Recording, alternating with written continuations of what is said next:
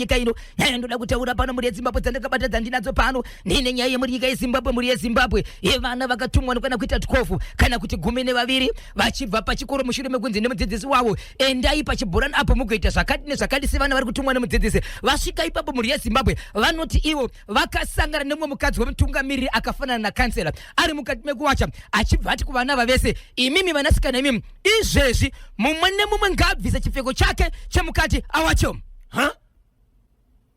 ndokubva vabvisa muri yeZimbabwe nyaya ndiri kutaura iyi yakatosvika pakuendeswa kwamambo kusanganisira headmaster wepachikoro akakwanisa kupiwa nyaya iyi akati zvinondiremerekera zvodaiso zvoda kuendeswa kwamambo but pane nyaya yekuti pakawachwa zvipfeko izvi mvura yekutanga yakachengetwa yakadzumburutswa ndo yakaraswa yakaita kuti vabereki vaende kunounganidza vanhu kuti tibvunziraiwa kuti amai ava chii chavaita vana chikonzero chakapaka kuti amai ava vataure pamwe chete nokuudza vana kuti vaite izvozvo ndechei vachibvunzwa pane zvavataura vane mashoko avakataura asiri kunzwiswa nevanhu yekuti izvo inini handisi changa chanibata chii ndakamboshanda kugeo child chichi wati saka ansa chaiyo haipana uyezve mvura yekuti yakaiswa kupi hapana kuziva 12 vanasikana vasiri vana vavo apo mukadzi wakansela ndine nyaya inosuvisa muri yeZimbabwe yemwana wemunyika weZimbabwe anorarama ari kunyika yekuSouth Africa wandiri kutaura mukoma KB ari kuchema nekusvima musodzi dai yanga iri nguva zvakare aipinda sezvakaita murandakadzi wanezuro ari mukati mekutaura anotaura achiti nemukadzi wangu tave ne20 years tichigara tese tine vana vanokwenda kuita ivo vatatu zvatine vana vanokwenda kuti vatatu takati neshopu yedu tinotengesa maspace emota mukadzi wangu akuziva basa anoenda kushopu achiita basa maprice akumaziva mapatsi emotokari akumaziva kuti wakasvika uchiti mota yakati anokuudza kuti zvakati nekuti ndomutrade mari right. Saka inini izvezvi ndaigara pa20 years dzese handina chandakasangana nacho chinotyisakana kuvhundutsa asi zvakazoitika ndezvekuti pazuva ranezuro mukoma KB pama20 years dzese akati achitsvaga bhusu pasi pemubhedha dhuma nebhavhu riripo rakaiswa jira mukati rine nyoka snake nyoka mhenyu kuti yakafa nyoka mhenyu iri kurarama iri kufema handizivi kuti ndokufema kwenyoka zvadaro mukoma KB anobvunza mukadzi wake mai mwana mai tombana amabhoyi ko chii chandiri kuona pazuva ranhasi pasi pemubhedha mukadzi anodavira achiti siya ndo zvinondiraramisa ndo zvinoita kuti upenyu hwangu uende kumberi hazvinei newe siya wakadaro murume ari kuti nezuro akaenda kunorara kumba kweshamwa kwemunin'ina wake ndokwakarara but ari kuti upenyu hwake handichazindorarama sei vane mhuri here vanhu ava vane vana 3 vane bhizinesi ravo ravanoita kwete rekuti remukadzi ega bhizinesi repamba remurume nemukadzi remaspace ndo ravanaro kwete kuti nderemukadzi rekuti ari kuti kana kuri kuti urombwa nderipi rimwe basa rake ega raari kuita mari nokuti iri nderangu inini sababa asi harisi rangu ndega nderangu nemukadzi wangu ko paataura kuti nyoka isiya inayo haine inemi ndo inoita kuti ndirarame ndo pane upenyu hwangu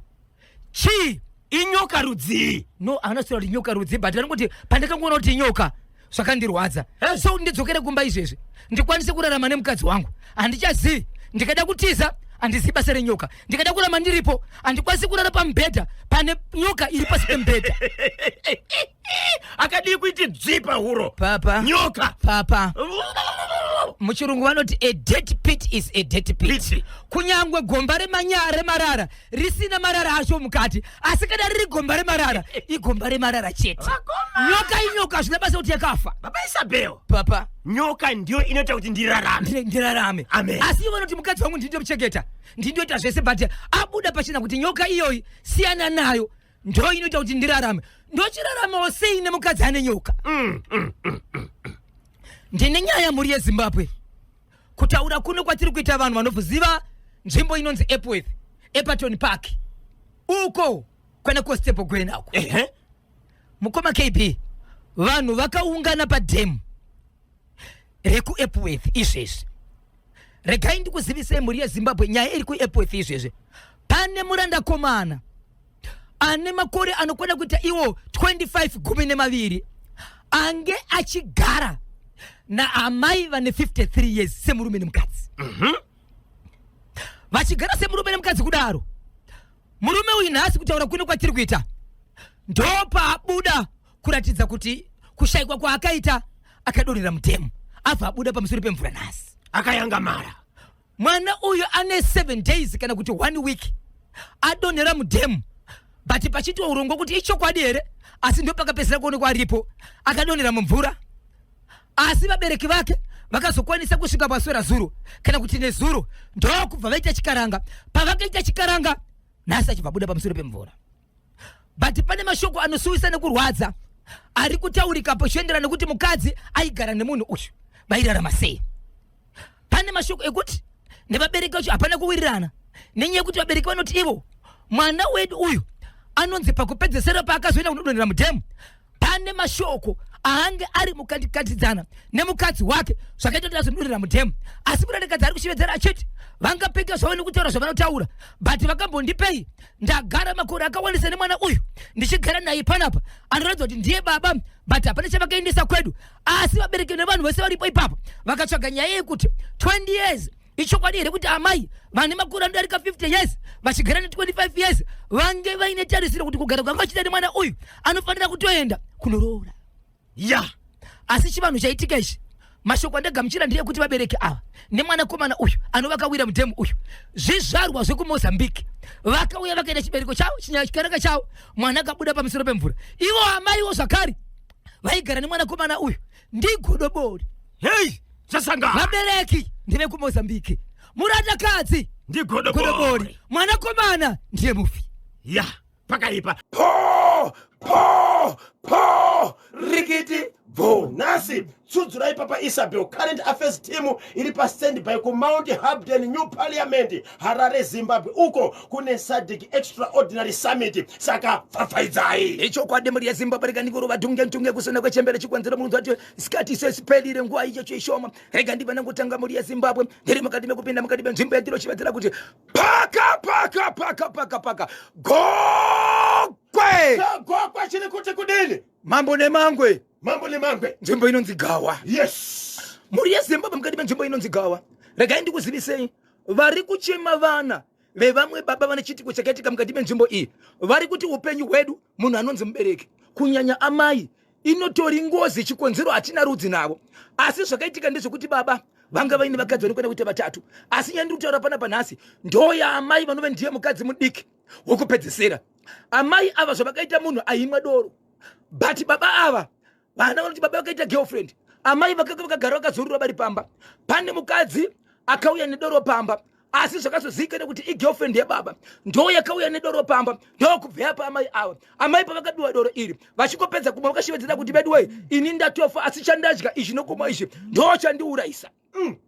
Hazvina kuzotora nguva yakareba amai vachibva tisiya, ndati amai vakafa kureva kuti upenyu hwavo hwakabva watogirika ipapo, Mwari vakabva vatonga Daniel Shiwiri Benefo vakachwera kemiriki yacho. Zvadaro muri yeZimbabwe vafa kudaro baba ava paupenyu hwavo vakaita vanodarika vana vanodarika 4, but baba avo paupenyu hwavo zvavakange vakaendesa badzi kumusha kwevabereki vaamai vavakapa vana vachirarama semukadzi wavo vakanga vakaendesa yatinoti tsvakirai kuno chete. Muri yeZimbabwe tsvakirai kuno yacho imari isingatombosvika kana $100 yaive mari yekungozivisa kuti honai ndiri mwana wenyu, asi pakaitwa mhuri dzakawanda baba vasina chavakaendesa.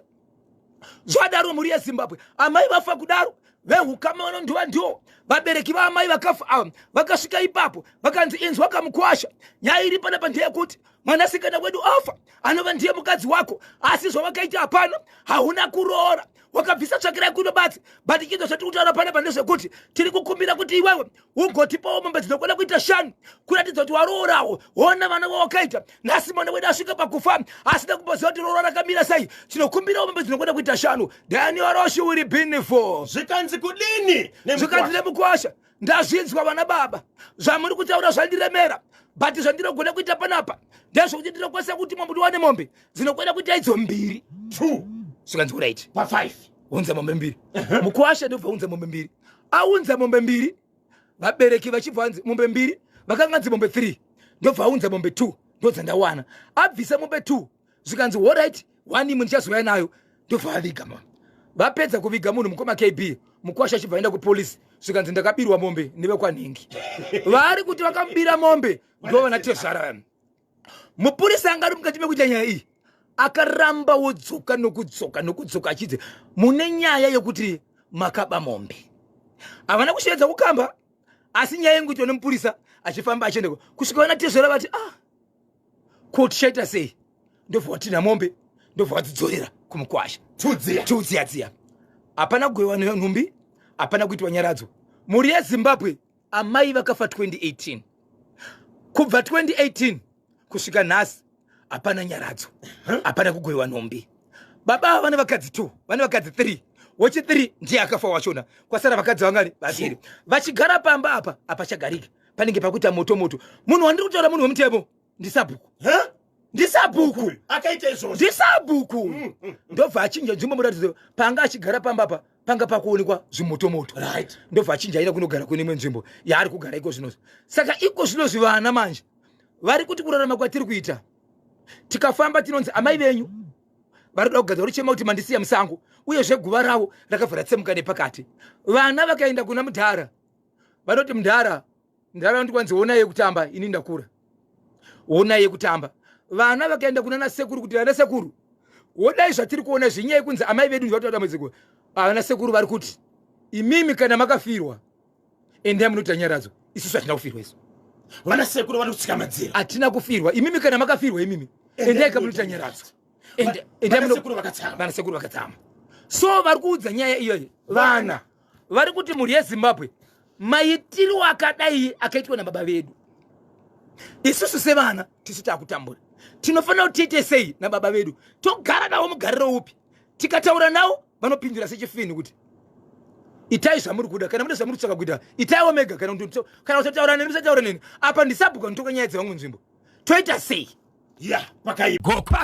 paka chimanimani chekuchimanimani chiri kuti kudini ndine nyaya yekuchimanimani mukoma KB inorwadza nekusuwisa yekuti kune vana vane vabereki vavo vanga vachigara mune imwe nzvimbo yasabhuku vachigara mukati menzvimbo iyi vabereki vakavaka musha imomo ndokubva vagara imomo ndokubva vakura. Saka vana vakaenda kumadhorobha vakugara ikoko asi vabereki avo vakazofa vanga vachitori nemba yavo yakanaka iri pamba but imba yakaenda ichisakara nekuti haisi kuita sei haisi kugara vanhu isagara vanhu kudarika pesera yakutodonhera denga pamba ipapo pakabva papiwa munhu nasabhuku achibva kutogara zvisinei. Vana ava vakaudzwa havo kuti izvo takaona pamba penyu pari kuvaka munhu kunyange baba vakafa but imimi kana vana varipo uyai muzosimudzira musha wenyu ndevamwe vekama vaitaura ndizvozvo. But family yandiri kutaura mukoma KB inova ndo ine pamba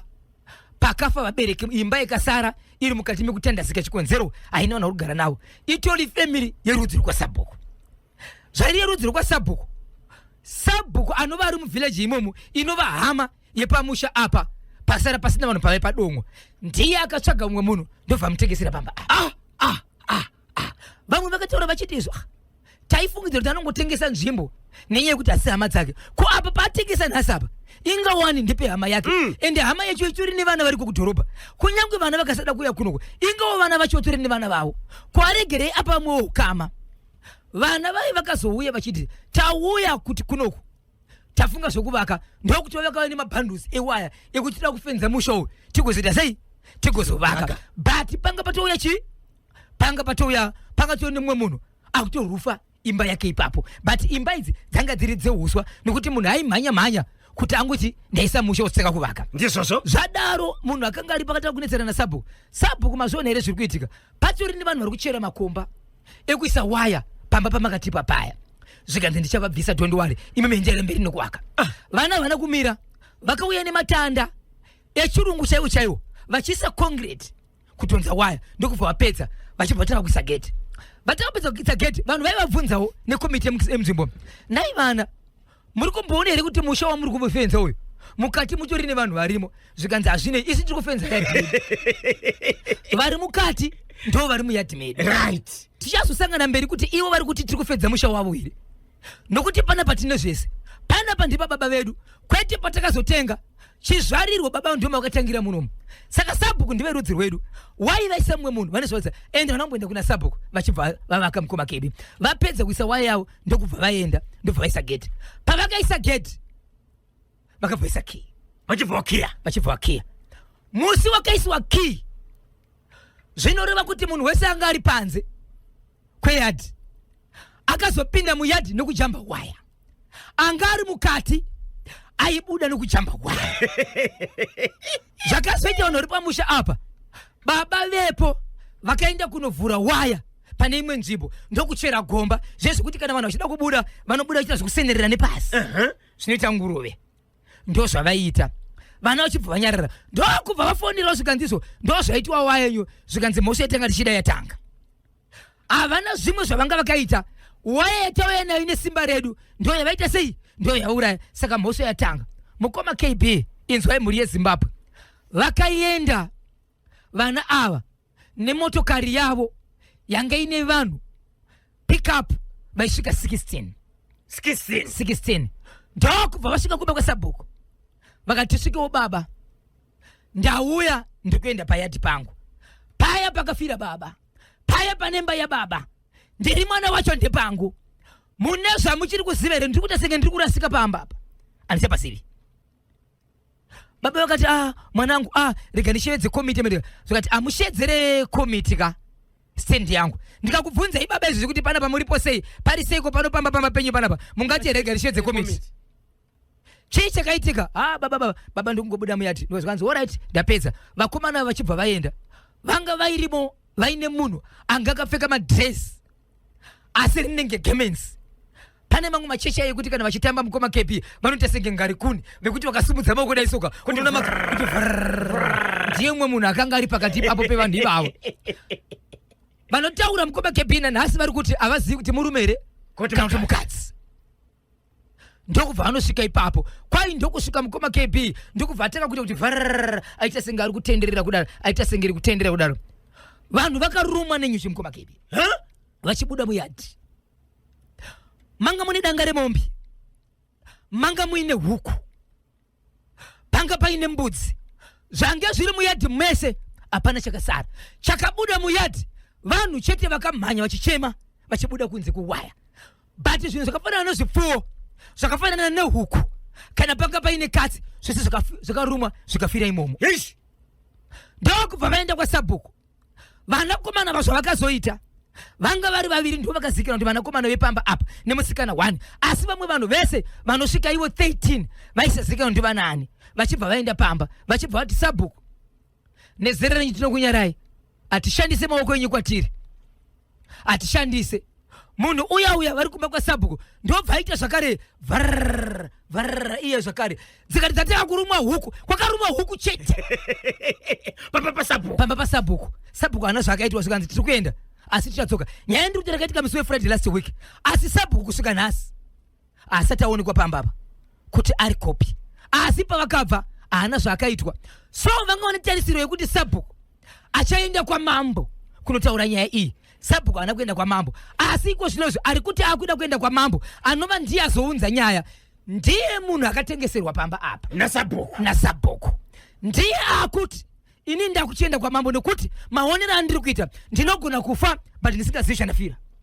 Asi ini Sabhuku ndakamupa mari iri kutaurwa naSabhuku kuti akapiwa Sabhuku. Murume uyu akapa Sabhuku mbudzi dzikuwanata 6 mbudzi ndobva abudisa mari kuwanata 780 US plus imwe yaingonzi ndine kwandinofamba kugadzirisa mapepa. Ari kuti ndasingadzi 8 nekuti Sabhuku aingoti izvozvo nhasi pane kwandiri kuenda nhasi pane kwandiri kuenda kusvika zuva razonziye chitanga kuvaka chikonzero mvura yakuda kuita sei yakuda kuvaka. Ari kufungidza kuti mari yake iyo inogona kupinda kuma 1700 US yakapa Sabhuku kuti awane musha uyu. But ari kuti ndine loss mbudzi dzangu dzakafa ingani mbudzi dzakafa 4 kozoita huku dzinosvika 13 dzakafa. Mombe dzakarumwa ndobva dzabuda silva dzangoenda nanhasi mombe dziri kutsvakwa. Ende mombe dzakavasira mombe dzakawanda anga ine mombe 3 chete. So avasisa zvakamira sei. Saka munhu ati ndamira nguva refu iyi ndakamira kwandakamira ndichimirira Sabhuku havasi kudzoka. Andizivi ndinokwanisa here kungobuda pamba apa ndakananga kwa mambo ndisina kwenda bva netsamba nekuti anondipa tsamba iyi ndisabhuku. Sabhuku wacho ndikanitengesera. Sabhuku wacho asi kuonekwa. Akatiza. Mushure mekunge zvisikwa izvi zvarumwa, huku, mbudzi, mombe dzibva dzatiza. Yes. Ivo vanhu vakarumwa vakabuda vakatiza. Vakazokwanisa here kudzoka zvekare pamba. Hapana munhu akadzokera pamba. Kunyangwe huku dzakarumwa mukoma kepi yakafa payakafira ndo pairi izvezve. Mbudzi dzakarumwa dzakafa yakafa payakafira ndo pairi izvezve. Chikonzero hapana munhu akadzoka pamba. Munhu wese ari kufudza kuti akadzoka ipapo pamwe takurumwa. Vari kugara kupi baba kutengesera? Vane kwavakaenda kwarutogara. Asi vana vachisi muvillage vane kwavakatoendeswa. Ari muvillage ndi baba ane paari kugara. Ari kutogara zvakare kune imwe hama yekwasabhuku airi kunzi Sabhuku taimbomuudza kuti hazviitwe kutengesa ivhu. Hey! Ingawani vanhu vari kudzwa nenyaya yekutengesa ivhu. Chokwadi mukoma kebi. Regai kutengesa ivhu imhosva. Tarisai muone manje. Handizivi. Saka murume uyu hasati aenda kunoripota kwa mama. Atounza nyaya achiti ndakuenda kwamambo but vanhu vanogona kundibatsira. Ndinokwanisa here kungosumuka nenyaya. Kwanzi pane vanhu vari kundivhundusira. Ndikati ndauda kuenda nenyaya yangu kumberi. Vari kutonditi newewo une mhosva wakatenga. Waisafanira kutenga. Saka ipapo pari kundimisa. Ende vari kundiudza kuti haukwanisi kuenda kwamambo state usina tsamba inobva kwaSabhuku. Sabhuku wacho ndiye akanditekesera. Sabhuku wacho haasi kuwanikwa. Can't tolakala. Twitter sei. Akapinda musingi. Ungabusa bhuku. Ari muchibage. Hey! Zvino handizivi nguva ino chibage isati chakura. Choficho. 0713938538 0713938538. Rega tinzwe kuti vadiwa vateereri manyama vanoti kudiniko. Pakadzikadzika simudza mbada. Pakadzikadzika simudza mbada. Pakadzikadzika. Reporting to the angel. For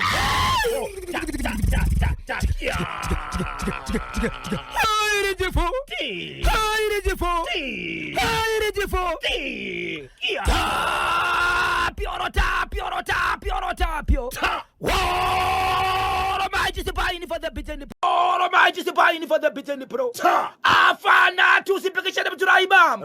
Jumanda wakachiweba kiminika. Sipikiti horomaidi. Kenyero shumwini pinifo. Wakachwepo. Sipiniti. Horomaidi. Kenyoroshi. Akioroshi. Hairi. Po.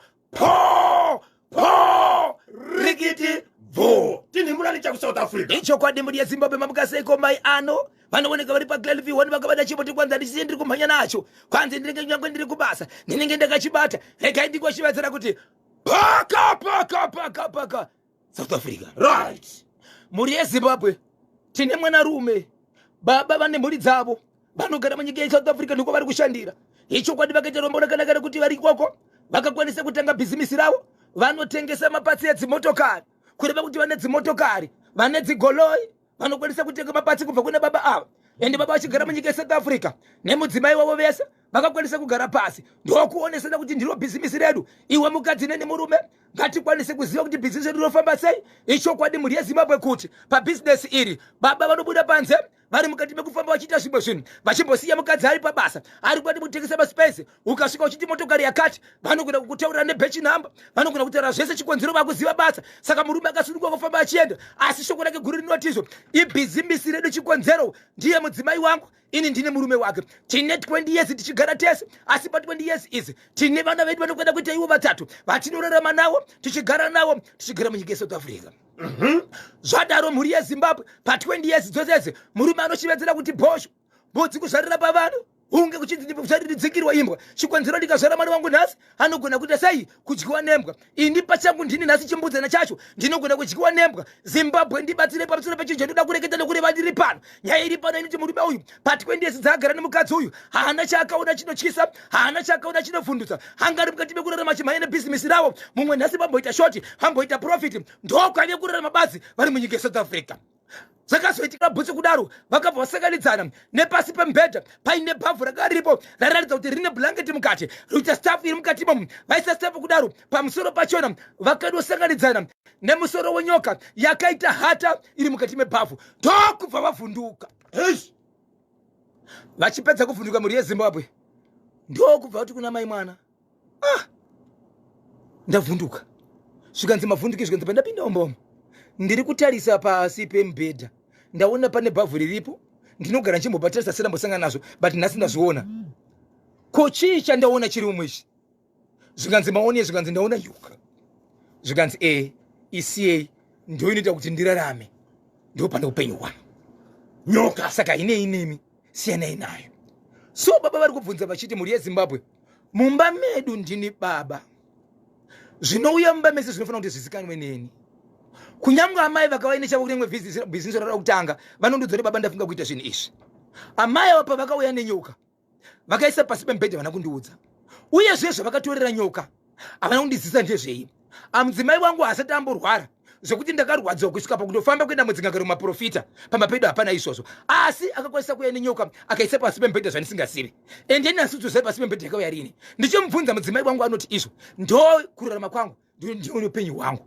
Zimbabwe handina kurara mumba ndakaenda kunorara kumba kwemunin'ina wangu but kaone upenyu huna kurara hauna kupera. Ndicharamba ndine mukadzi wangu hatina kurarama. Ndicharara sei mumba umu mune nyoka iri pasi pembedha? Haana kundiudza ndeyei uyezve ndakutomutya wangu ndirogona kumutiza ko ndikamutiza ndatiza iri nyoka ishi. Ndinofanira kuti ndiite sei? Handina zvandati ndataura. Shoko rikupedzisira ndataura nemukadzi wangu nderekuti andiudza kuti izvo siyanai nayo hainei nemi ndo pane upenyu hwangu ndokurarama kwangu. Baba Isabeau hamuna kutaura naye here kuti mumubvunze kuti nyoka inderudzi? Mukoma KB pane zvimwe zvechizoti kana uchitaura nemunhu ka ndiwe unopedzisira ukakama.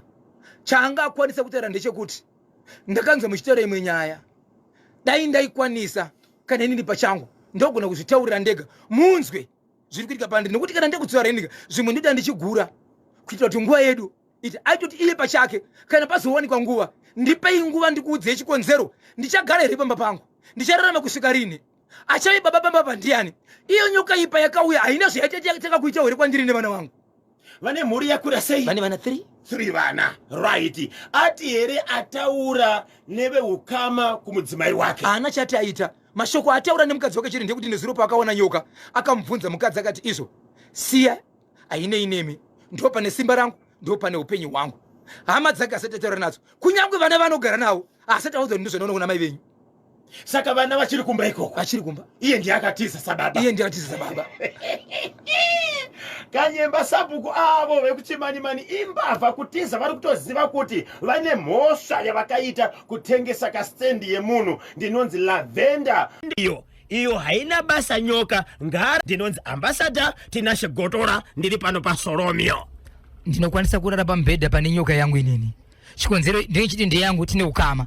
Nyoka yomwe mukoma kepi iyopo kubva kumubhaibheri chamuchamo yakagara yataura kunzi pachasakana munhu nenyoka munhu achairwa musoro iyo ichakuruma. Pamakaroora mai Isabeau handina kuratidza kuti vane dzimwe vane zvipfuwo zvavo. Makataurirana navo mukawirirana pamberi pechita ichokwadi kuti tava nyama imwe chete kusvika murufu. Nyoka yamai Isabeau inyoka ya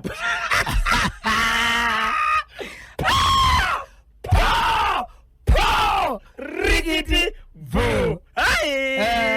Saka mamuna ari kutawa panyumba achisiya mudzimai nevana hada kuti vana vadyiwe nenyoka ngadzokere kumba huko vadyiwe vese. nekusarudza nekuteerera National FM radio legezani kati populise kachirongwa chatu cha ntsiku yarero uno mangwana. Yes please tichabata kamurume ku South Africa uyo arabundukiza akaona bhavhu pasi pembedha yanga ine nyoka live achibvunza mudzimai ari kushedzera kuti ndo zvinopaka kuti upenyu hwangu huenderere mberi. Muchida kunzwa zvakawanda tosangana kamangwana muchirongwa Bhoshongora segment Baba Isabeau ndawe Zadiana vanoda kukubatai munobatika sei. Ichokwadi muri yeZimbabwe vanenge chida kundibata ndibata pa namba dzangu dzisingachipomirwa namba dzisinganyadzise. Iyi namba dzinoti 0771 545 025 0771 545 025. Ndapota musabhipa sachenge masara madam bosi po rikiti vo